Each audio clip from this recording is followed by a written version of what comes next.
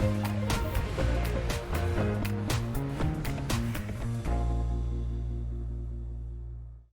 I'm Ben Mankiewicz. Welcome to TCM. The first 3 Wednesday nights in May will be spent with Hollywood biopics about Hollywood insiders. Tonight, our focus is on early screen stars. Up next, a wild and uninhibited look at one of the business's first sex symbols, Rudolph Valentino. United Artists in 1977, Valentino.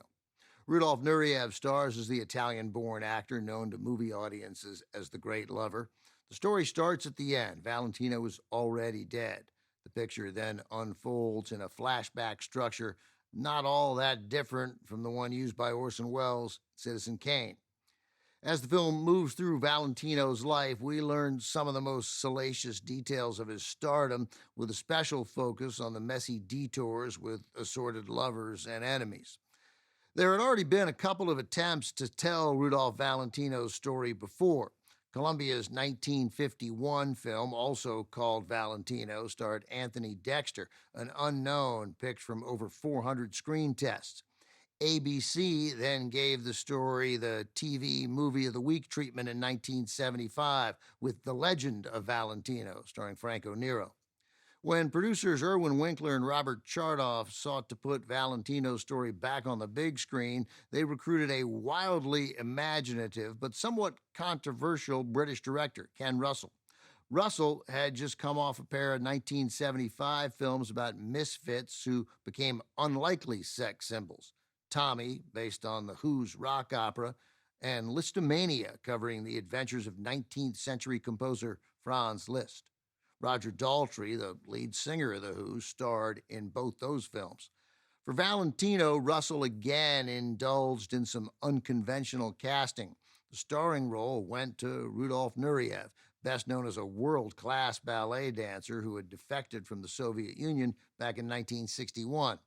Although Nureyev doesn't really resemble Valentino and he had limited acting experience, Nureyev certainly had the sex appeal and charisma needed for the part. Russell's other offbeat casting choices included Michelle Phillips, former singer for the Mamas and the Papas, as Natasha Rambova, Valentino's lover-turned-wife. Perhaps the most unexpected member of the cast is former Bowery Boys star Hunts Hall, who gives an effective performance as studio executive Jesse Lasky. Valentino is filled with Ken Russell's typically eye-popping and sexually charged scenes, often staged more for spectacle than plot development. The director filters Hollywood's decadent 1920s through the sexually liberated film aesthetic of the 1970s.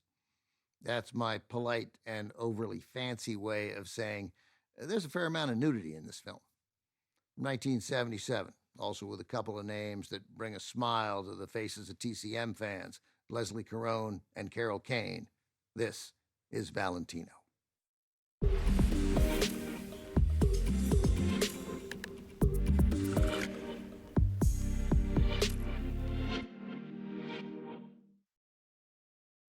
Valentino was savaged by most critics when it hit theaters in 1977, many singling out Rudolph Nureyev's performance as Valentino.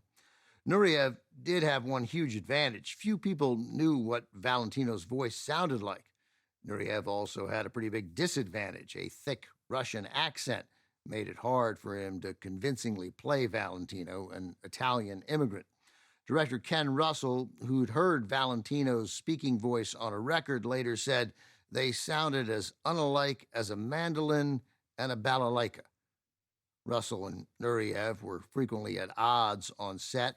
Russell, noting the limitations of his star, cut lines and encouraged Nureyev to lean into a more physical performance, advice that was met with resistance. To him, losing a word was like losing a tooth, Russell noted in his autobiography.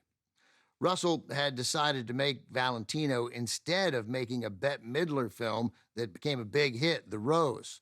Russell characterized that decision as the biggest mistake of his career. Coming up, a musical comedy based on one of the first female stars of the silver screen. The Perils of Pauline is next on TCM. Next on TCM, The Perils of Pauline. then the Jolson story, and later, Gene Eagles. Spread your wings with TCM tonight.